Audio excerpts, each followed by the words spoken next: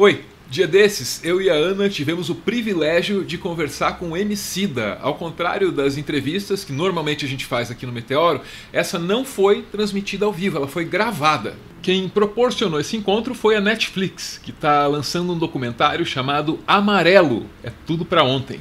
Esse é um documentário sobre a trajetória do Leandro, do Emicida, mas não só sobre isso, é um filme sobre o Brasil também. A conversa que você vai ver a seguir é sobre Amarelo, o disco, o filme e, claro, as intenções por trás dessas duas obras. Se você não ouviu Amarelo, não viu o filme de mesmo nome, eu realmente recomendo de maneira mais do que suspeita, porque eu sou muito fã do Emicida. Uma boa entrevista para você que vai assistir. Valeu! Bom dia, tudo certo? Tudo bom? É um prazer imenso falar com você, realizando um sonho de entrevista, né, e de conversa. A gente agradece muito. E, bom, vamos começar. E o Álvaro vai começar pelo começo. Pois é, olha só. O documentário começa e termina com o Oriki. Exu matou um pássaro ontem com a pedra que ele só jogou hoje. Tempo é o tema desse Oriki e também é uma ideia muito presente no filme, né? Começar e terminar a obra com Exu matou um pássaro ontem com a pedra que ele só jogou hoje, isso não pode ser por acaso. Tem que ter uma intenção nisso, talvez mais de uma intenção nisso, e são essas intenções que a gente gostaria de compreender. A gente sabe, por exemplo, que Exu precisa ser contemplado logo de início para facilitar, ao invés de complicar a comunicação com os orixás. A gente também sabe que, sendo colocada no início e no fim do documentário, essa frase passa a ideia de ciclo muito clara, né? Então, o que é que está acontecendo ali? Quais são as intenções por trás disso? Será que a gente está vendo ali algum tipo de alquimia iorubá acontecer ali? O que está rolando? Essa é a pergunta. Mano, esse é um ponto muito bonito pra gente, muito importante, tá ligado? Por que que esse é um ponto muito importante? Ao longo da nossa trajetória, nós buscando se autoconhecer, como várias pessoas, todos os seres humanos vão buscando se autoconhecer ao longo da vida inteira. E a figura de Exu vai se transformando numa figura cada vez mais presente na nossa vida, entende? Então, no primeiro momento, a gente tinha essa figura num lugar que era mais perto do lugar padrão que o brasileiro médio tem. Então, o Exu parecia uma figura maligna, entende? A partir do momento que a gente vai alcançando maturidade, se informando, a gente começa a ter uma compreensão mais profunda a respeito da função desse orixá no panteão iorubá. E aí a gente entende que para a gente fazer qualquer tipo de comunicação com o andar de cima, a gente precisa estar bem alinhado com esse comunicador, tá ligado, mano? Uma coisa muito importante que não tem necessariamente a ver com o filme, mas tem tudo a ver com o filme. E tudo na nossa vida é sempre assim, não tem nada a ver, mas tem tudo a ver, tá ligado? Que é o seguinte, na semana passada, a gente perdeu uma pessoa muito importante mesmo, o Bruno Pompeu, um amigo nosso, foi o cara que comprou a primeira gravadora de CD do Laboratório Fantasma. Ele não era um cara do Candomblé quando a gente se conheceu, mas depois ele foi se aproximando cada vez mais e ele se transformou numa figura fascinada, ele virou um cara fascinado pela figura de Exu, sabe? Isso não tinha uma associação até então, mas a gente percebeu isso numa conversa na semana passada, 2 dias depois dele ter falecido. A gente estava muito triste, consternado, todos em pranto. E a gente começou a conversar sobre todos os momentos em que o Bruno foi fundamental na nossa vida. O Bruno sempre foi um cara que abriu os nossos caminhos, ele sempre teve momentos de dificuldade. Quando a gente foi a primeira vez para os Estados Unidos, ele era o único que falava um pouco mais de inglês, então ele acabou ganhando essa função também de ser o tradutor. Então o Bruno foi literalmente a nossa palavra quando a gente estava num lugar onde as pessoas não entendiam o que a gente falava. Aí, olha que coisa foda. O único projeto que o Bruno não tinha participado, de alguma forma, era o Amarelo. Porque em todos os outros discos, o Bruno tava. Há 40 dias atrás, não, 2 meses atrás, a gente precisava da imagem que fecha o filme. Sabe, a imagem que eu tô mais jovem, na frente do Teatro Municipal, há 10 anos atrás. E o HD que eu tenho aqui em casa, ele deu um problema, sumiram todos os arquivos. E a única pessoa que a gente pensou quem é que vai ter todos esses arquivos é o Bruno. E a gente ligou para ele, a gente pegou esses HDs, ele tava num corre, ele fez um corre, mandou um motoboy entregar lá no escritório, e a gente conseguiu extrair essas imagens e usar.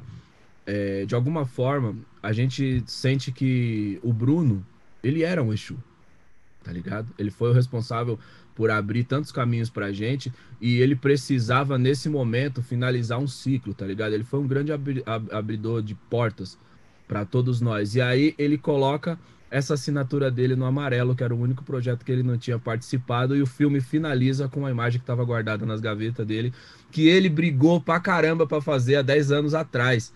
Que ele falou, não, a gente tem que filmar, porque tem que ter registro. E nós era tudo radical. Ah, tem que filmar o caralho, tá ligado? Não precisa filmar nada, não. Tem que trabalhar, sabe? Então eu acho que a figura do Exu aí, ela tem sim essa função de ciclo, mas ela também acaba ganhando um ar de homenagem por causa do nosso irmão que acabou de falecer. E o filme todo acaba se transformando numa grande homenagem a ele.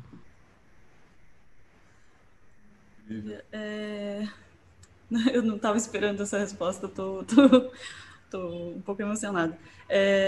Eu quero voltar para a questão do tempo no filme, né? Continuar, na verdade, com a questão do tempo. Ali a gente ouve para os Yorubás antigos, nada é novo. Tudo que acontece hoje já aconteceu antes. Quando você conta para a gente que os 8 Batutas foram tocar em Paris no fim da pandemia da gripe espanhola, a gente escuta uma música no filme, pelo telefone, tido como o primeiro samba gravado pelo Donga. Avança um pouco no tempo e esse mesmo samba é referenciado pelo Gilberto Gil na primeira música transmitida via internet, que se chama Incidentalmente pela Internet. Aliás, incidentalmente também, mais para frente ele faz uma outra versão dessa música em que ele diz: um monge no convento aguarda um monge no convento aguarda o advento de Deus pelo iPhone. E agora a gente está aqui, junto, isolado e conectado pela internet. O samba foi para Paris como embaixador do encontro. O seu filme encerra lembrando que o tempo se repete como um disco, como um ciclo. Que ciclo ele anuncia quando ele diz é tudo para ontem? A provocação desde o título. Primeiro, o título ele tem uma dualidade que é muito interessante pra gente, né? Primeiro, ele é uma grande piada interna, porque a gente nunca tem tempo de fazer as coisas que a gente quer fazer. Então, o filme começa com essa piada que, a gente vai ter que entregar, é tudo pra ontem, tá todo mundo correndo todo o tempo. Essa é a primeira parte. A segunda parte é porque, associado inclusive a esse Oriki de Exu, é tudo pra ontem, pra nós, também significa a nossa possibilidade de corrigir o ontem tá no agora, entende? Muitas das vezes que a gente vai conversar sobre as opressões que a gente sofre, pelos labirintos que a gente enfrenta hoje, a gente vai pesquisar a respeito dessas raízes, a gente vai encontrar tudo isso no passado. O que inicia tudo isso está no nosso passado. E a história ela é vivida para frente. Então a gente não pode simplesmente querer ficar conversando sobre o passado. O passado é esse lugar onde a gente se referencia e entende.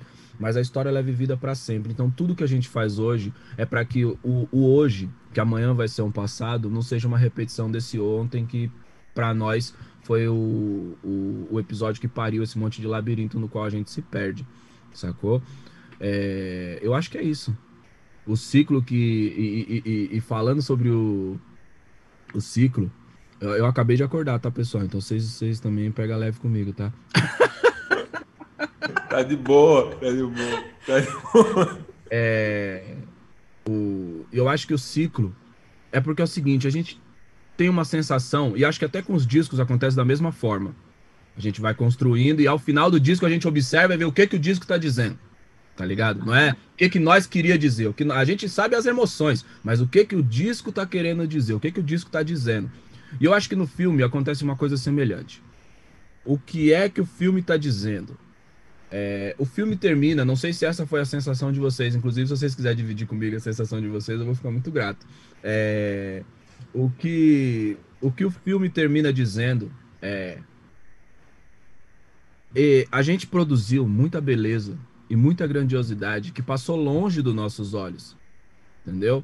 A gente precisa estar alerta para que esse tipo de coisa não se repita e a gente consiga ter uma visão clara a respeito do quão grandioso esse país é, porque agora ele foi sequestrado pela coisa mais medíocre que ele criou também, entendeu?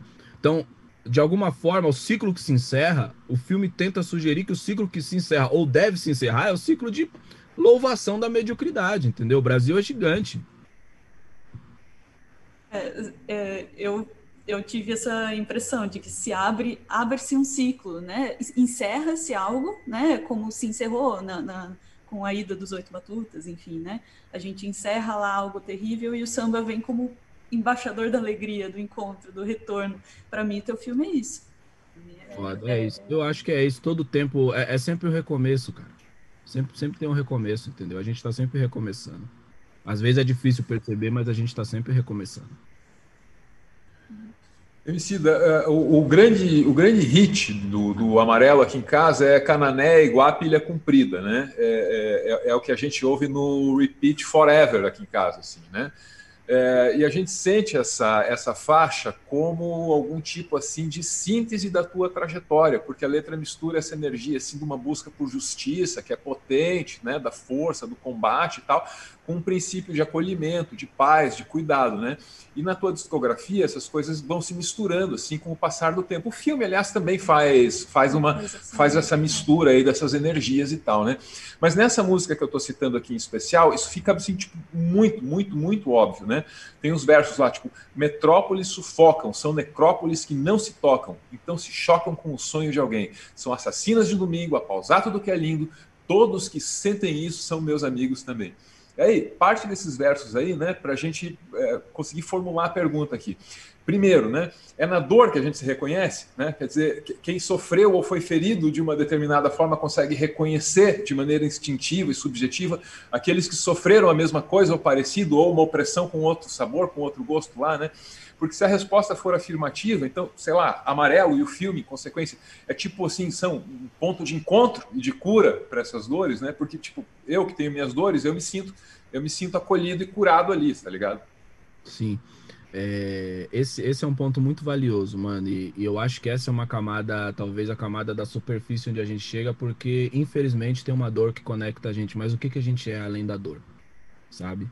E aí, Cananéia, Iguape e Ilha Comprida, essa música, ela cria um outro tipo de atmosfera, mano, aonde a gente tá orbitando em torno do afeto, sacou? De tudo que a gente tem de melhor, de tudo que a gente queria que fosse todo dia na nossa vida, e não necessariamente ela é atravessada pela dor, ela aponta na poesia, principalmente nesse trecho aonde você reproduziu, ela aponta que a gente não tá falando também sobre uma paz alienada, sobre uma serenidade vazia, entendeu? Existe uma percepção de que o lugar onde a gente vive, ele tem potencial para destruir os nossos sonhos.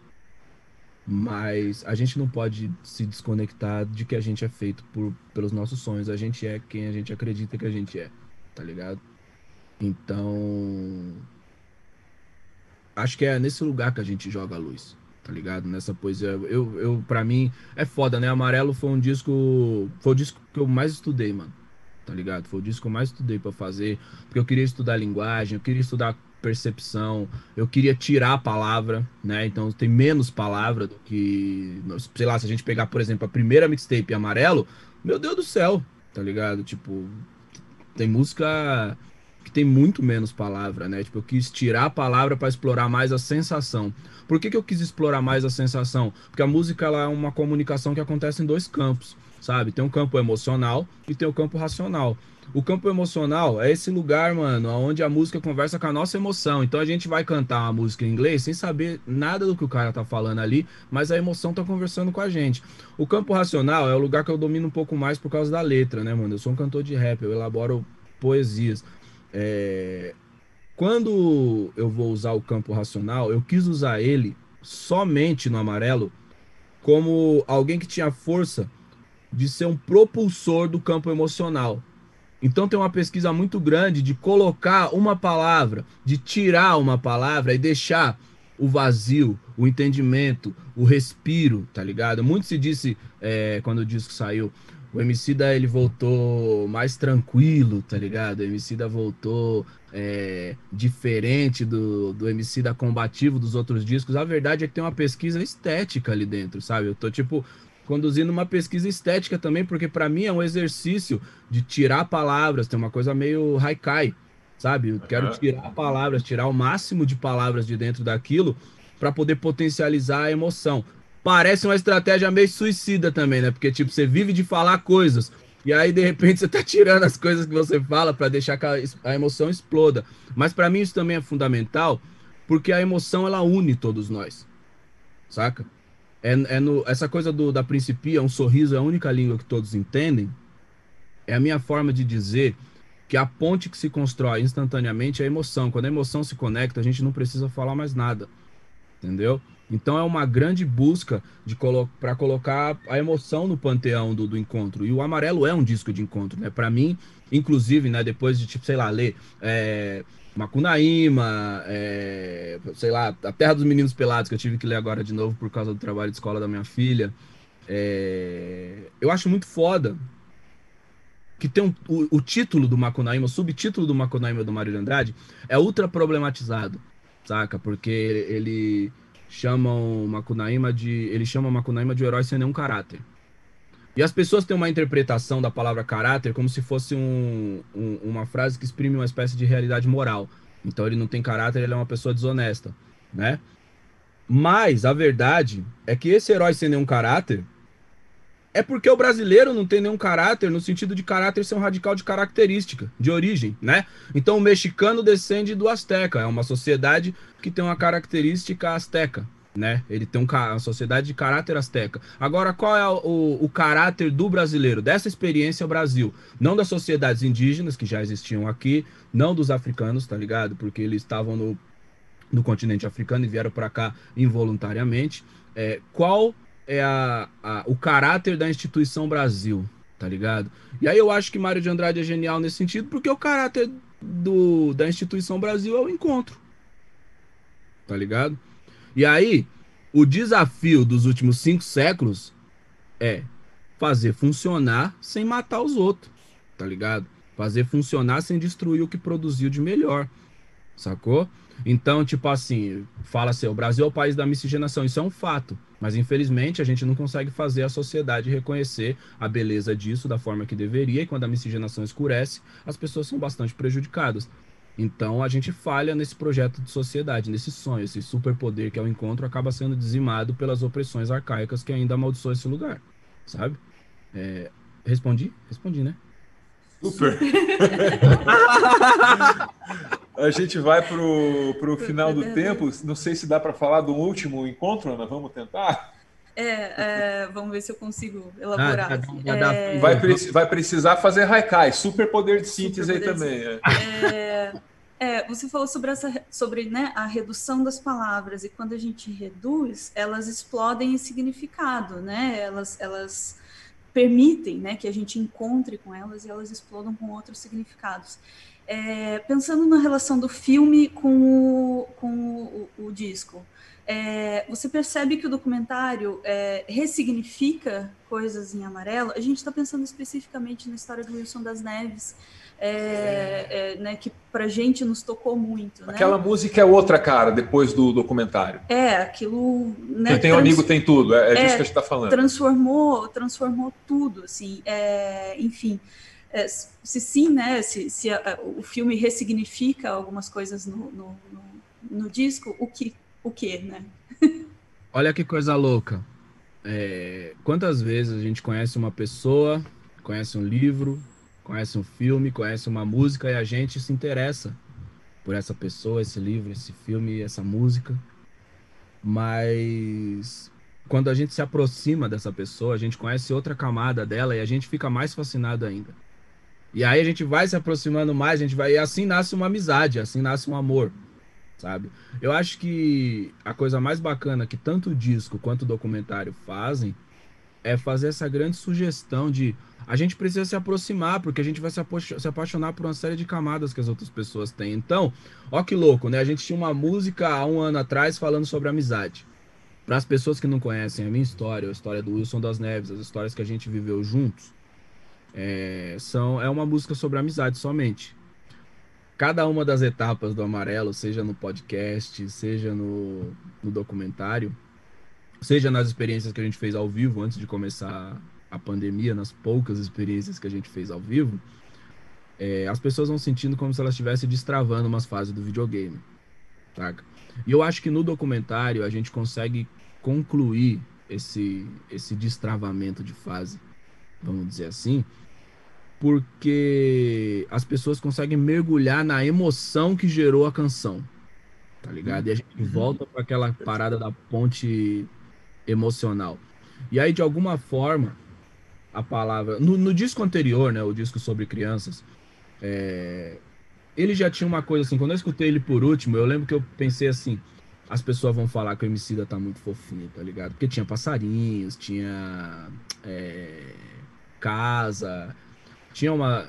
Mas a palavra mais forte que me veio dele é diálogo, sabe? Eu pensava muito que ele era um disco de diálogo, sabe? Um diálogo muito franco, um diálogo muito sincero, um diálogo que tinha pontos felizes e pontos mais menos felizes, mas era um diálogo. E amarelo, pra mim a palavra central do amarelo de fato é o encontro, entende? Porque foi uma provocação que a África deixou comigo.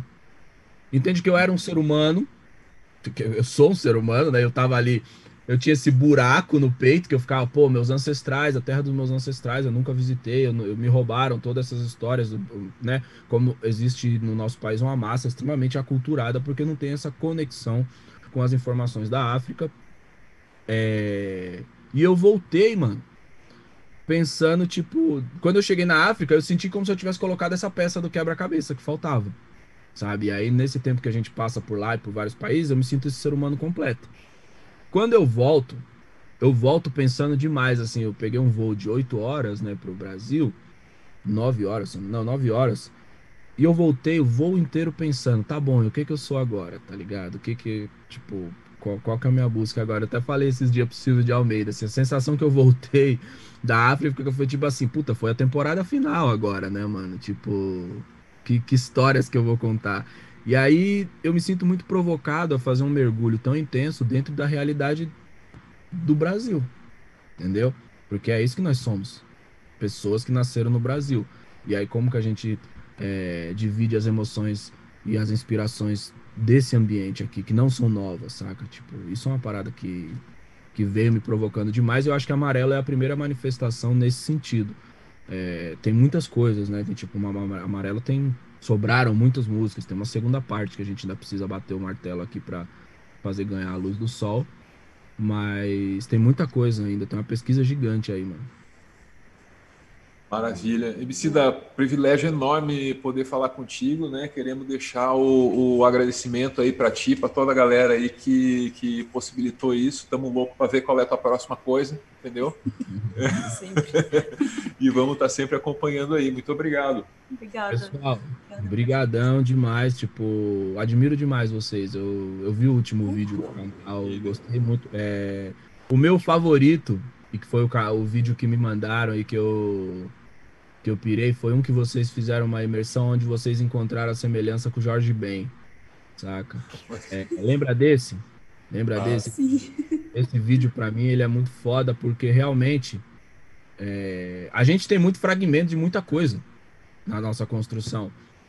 E eu fiquei muito lisonjeado porque é uma pesquisa que muitas vezes passa longe da pesquisa dos jornalistas, né? Eles não conseguem entender essa associação. E aí eu fiquei muito feliz de ver um material tão sensível que percebeu que o que a gente está fazendo, a gente não está reinventando a roda, que o que a gente está fazendo é dar continuidade para uma coisa grandiosa que já existia. Sacou? Tá, agora é bom a gente encerrar antes que eu comece a chorar aqui.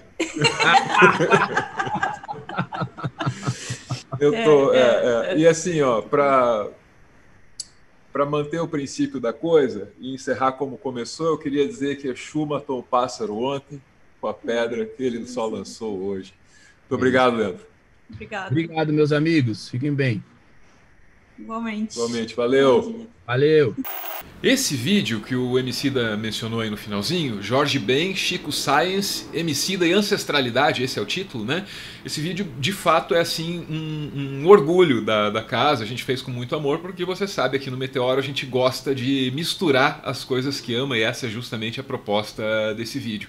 Se eu conseguir fazer isso, eu acho, se eu conseguir fazer isso, que o link para o vídeo está aparecendo aqui na tela, junto com o botãozinho para se inscrever no canal. Olha, normalmente a gente não fica mendigando inscrição, porque a gente acha meio chato, meio feio fazer isso, mas como a gente está chegando tão perto de 1 milhão de inscritos, eu peço para você considerar a sua inscrição aqui no canal, a gente certamente ficaria muito, muito feliz. Valeu!